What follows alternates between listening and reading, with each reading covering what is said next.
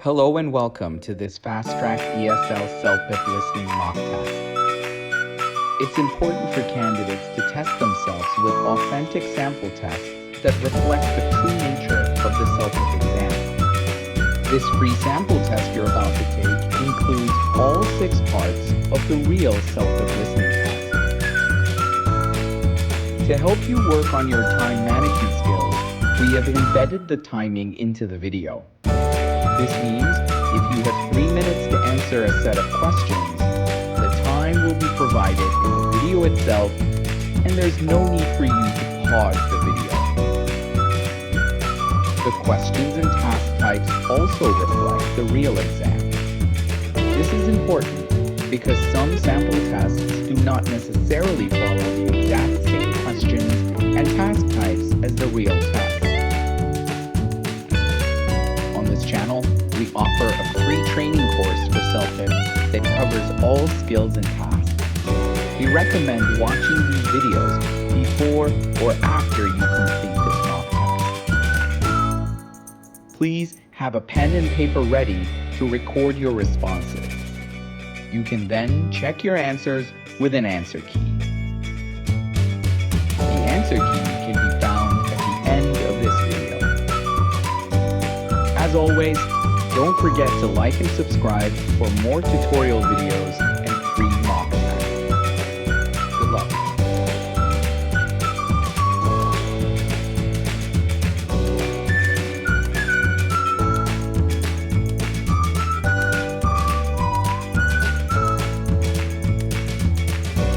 Listening test instructions. The listening test is about 50 minutes. There are 6 parts in the listening test. You will have about 6 minutes to listen to each passage and answer the questions. The passage will be played once. Left-click on the mouse to select your answer.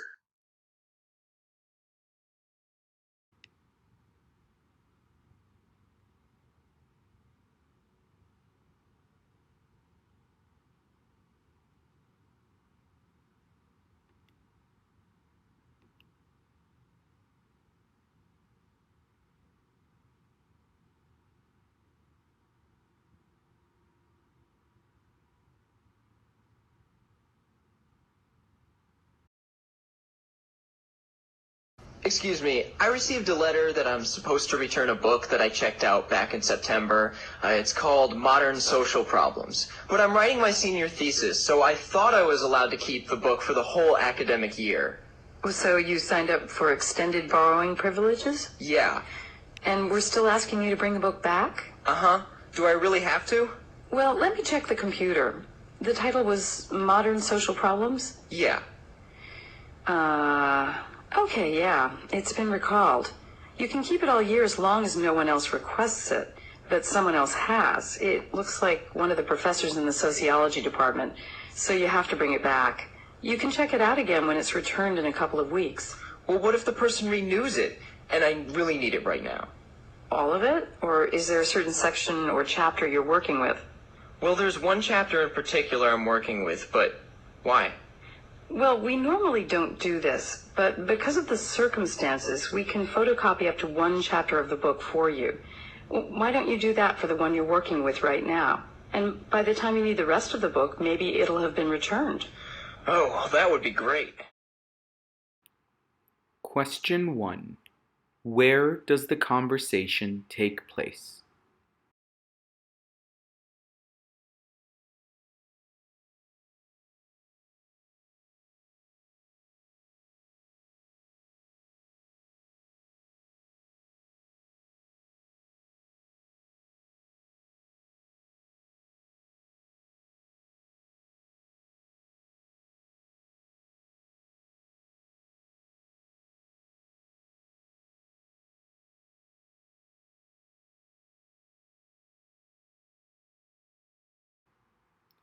Question 2. Why did the man receive the letter?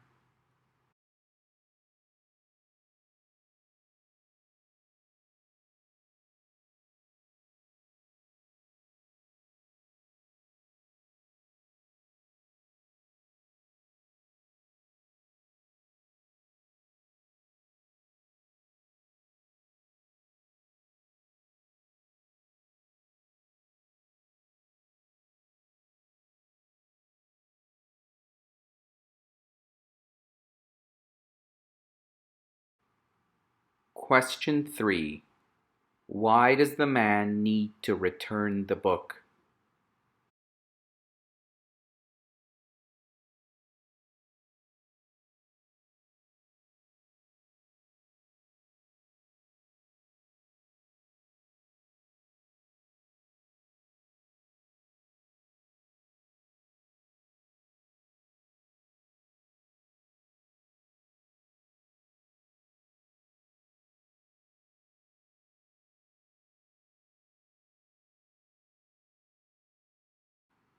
Question 4. What does the woman say about photocopying books?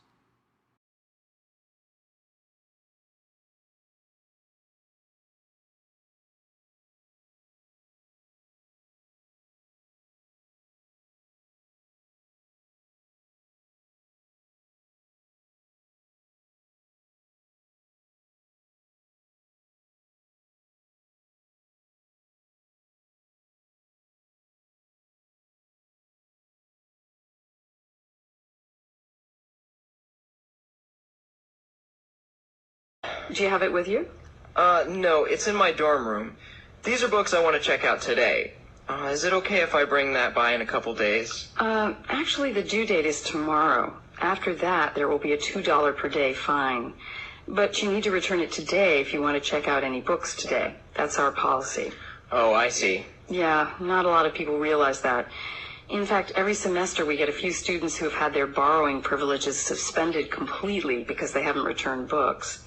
They're allowed to use books only in the library. They're not allowed to check anything out because of unreturned books. That's not good. I guess I should head back down to the dorm right now. But before you go, what you should do is fill out a form requesting the book back in 2 weeks.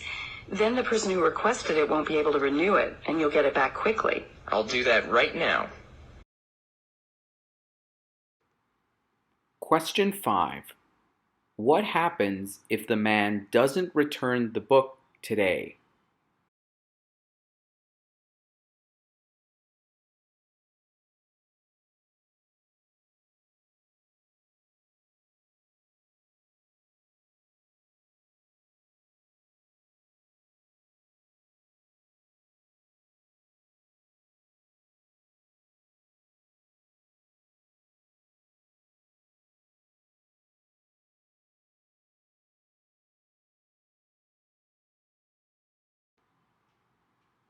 Question 6. What happens when a student's library privileges are suspended?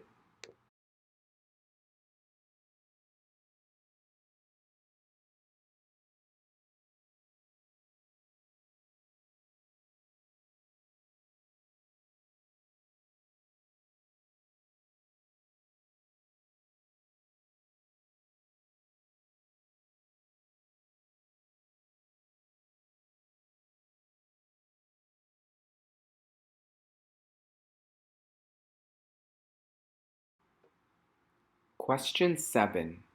What does the man decide to do?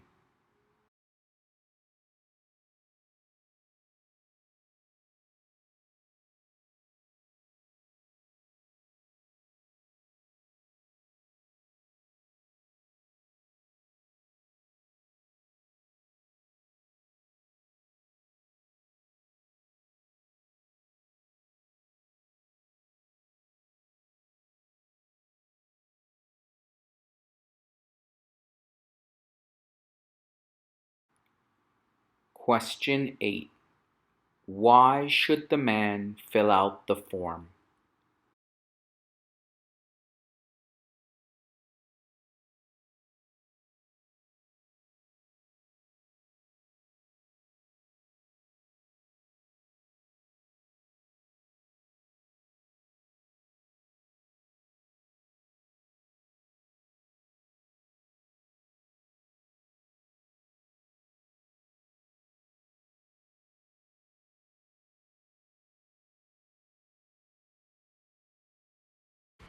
Listening to a daily life conversation.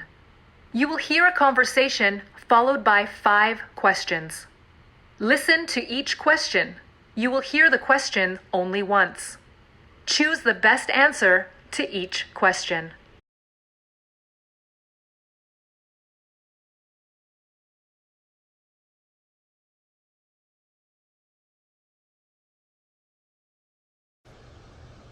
Hey, Sarah, when does your play open? The one you wrote and are directing. In 1 week. And how's it coming along?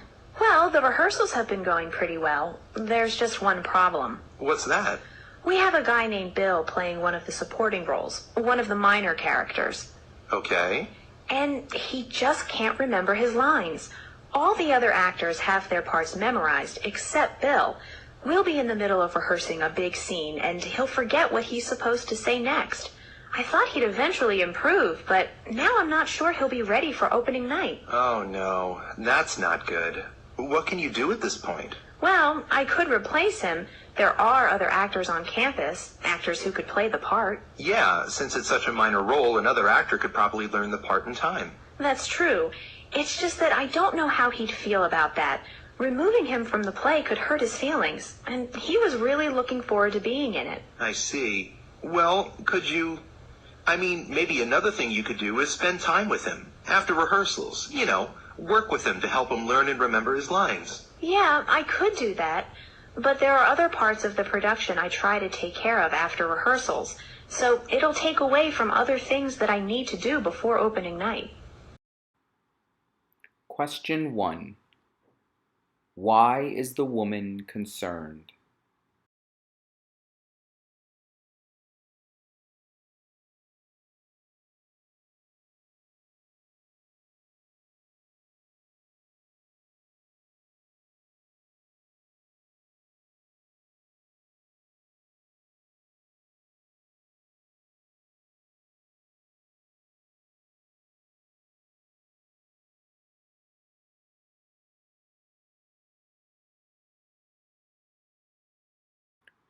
Question 2.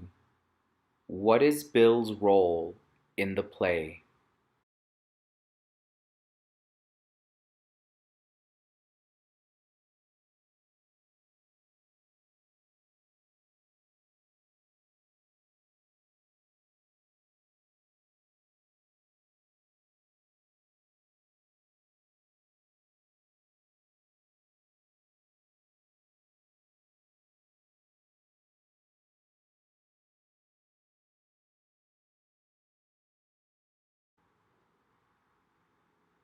Question 3.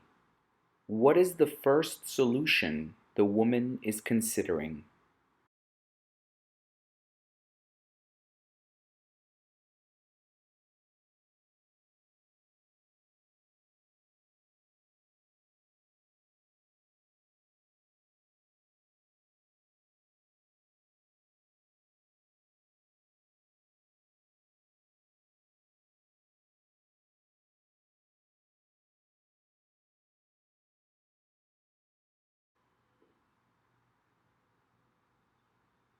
Question 4. What is the problem with the woman's solution?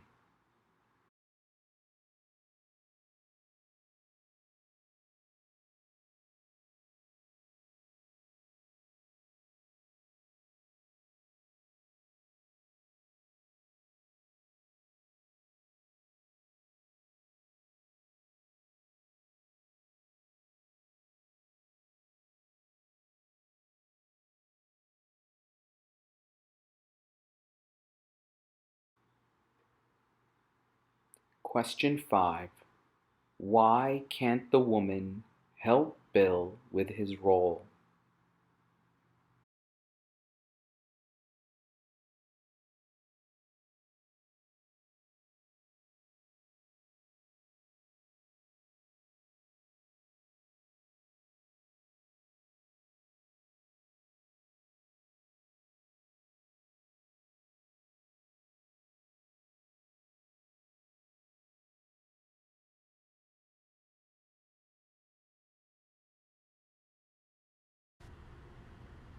Listening for information.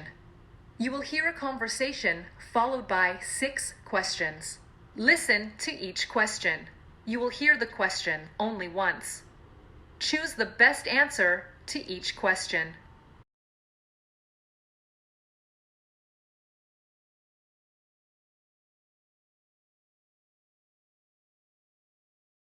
So, let's talk about money. What is money?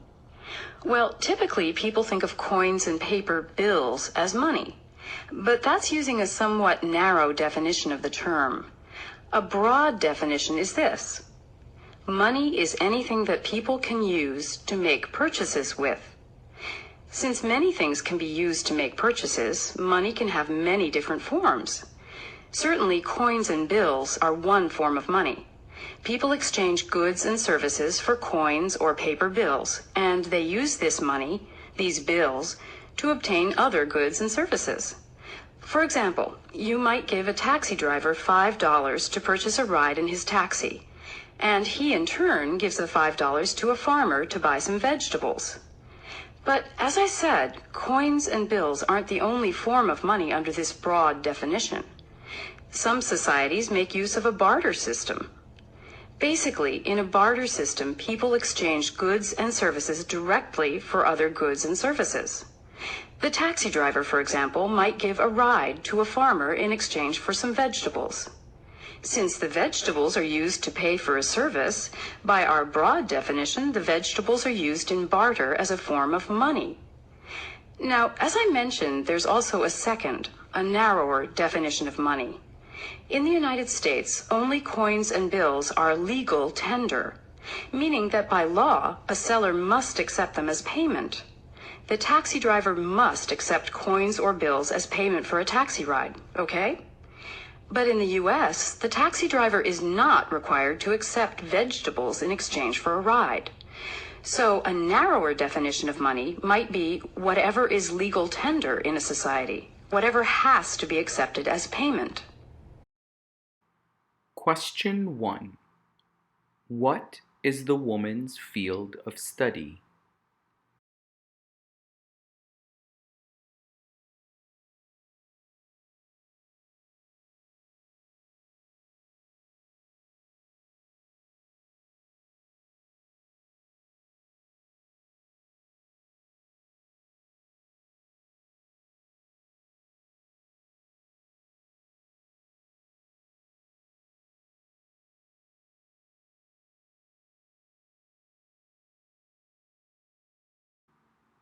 Question 2. What does the woman say about the definition of money as coins and paper bills?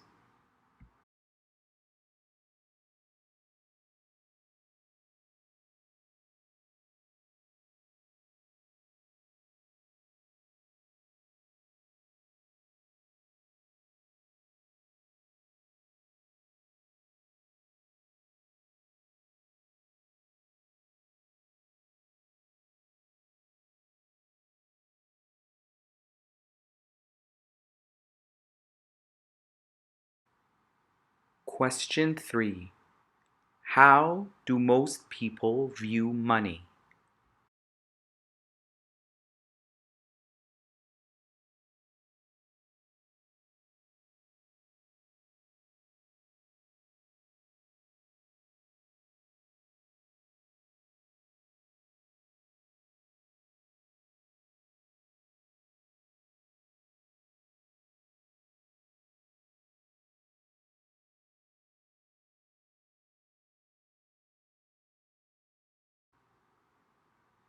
Question 4. What does the woman say about the broad definition of money?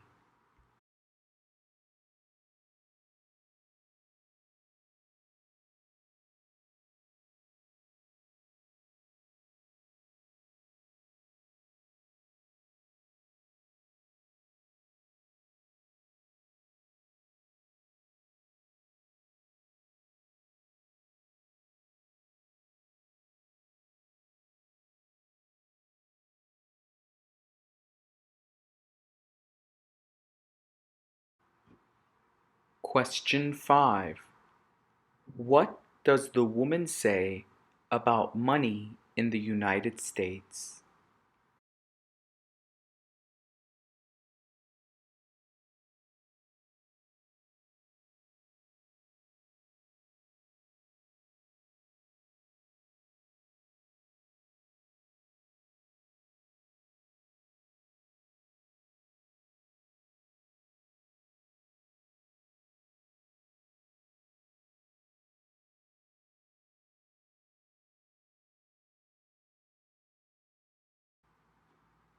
Question 6.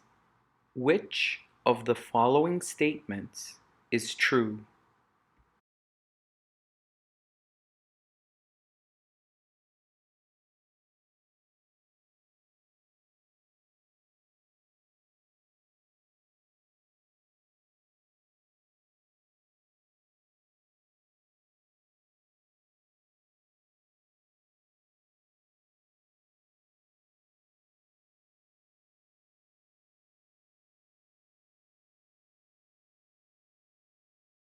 Listening to a news item.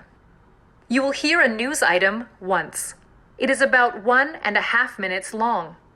Then 5 questions will appear. Choose the best way to complete each statement from the drop-down menu.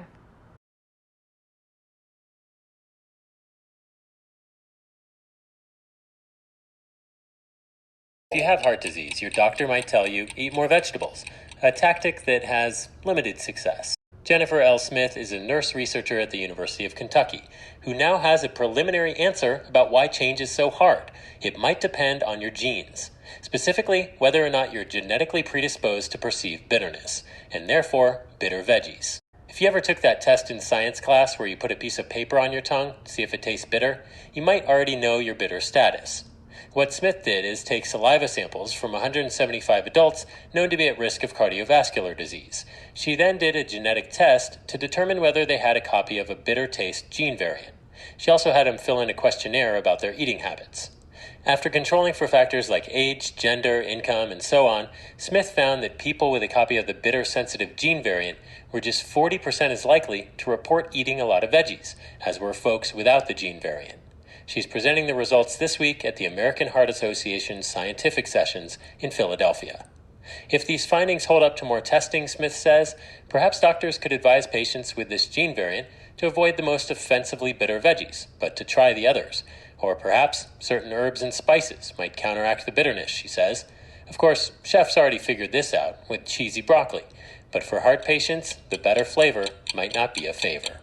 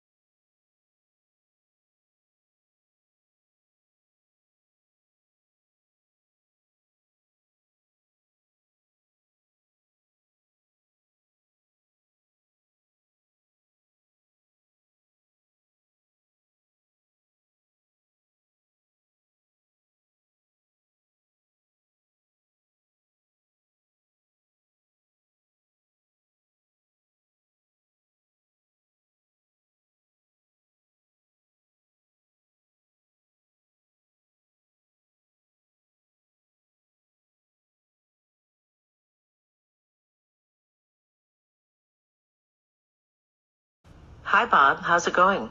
Are you enjoying the Introduction to Literature class? Yeah, it's great. Araby, that short story by James Joyce we read last week, it was awesome. Glad you liked it. Most of Joyce's work is very complex. A lot of students say that he's hard to understand. Normally, you wouldn't tackle Joyce in an intro class, but I like to give my first-year students a taste of his style, his psychological approach to literature, mainly because it influenced other writers. I only wish we had more class time to discuss it. Me too. So why did you pick Araby instead of some other story? Well, first you should know that Araby is one of 15 short stories by Joyce in a book called Dubliners. All the stories are related to one another and are set in the same time period. But Araby is the easiest one to follow. Though all the stories in the collection are written in stream of consciousness, which, as you know, means they're told through the narrator's thoughts, through an inner monologue, as opposed to dialogue or an objective description of events. But Araby is easier because it's linear. The story unfolds chronologically. Still, I wish we could read whole novels by Joyce and discuss them in class. That's what happens in my Master Writer class. Master Writer class? Yeah, I teach one on Joyce every spring. It's such a privilege, spending an entire term delving into a single body of work.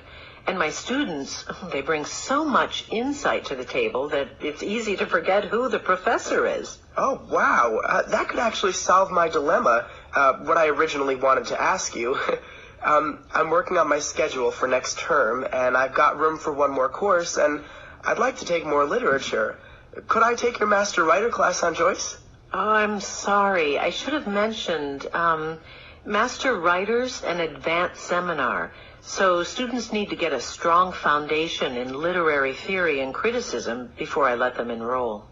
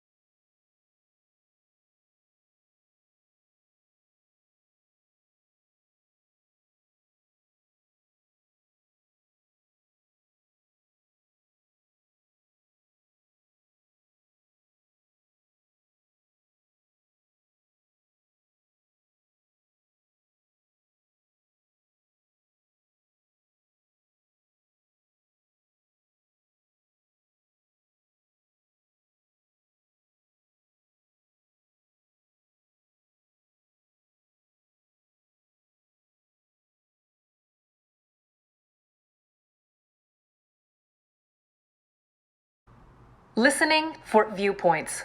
You will hear a report once. It is about 3 minutes long. Then 6 questions will appear. Choose the best way to answer each question from the drop-down menu.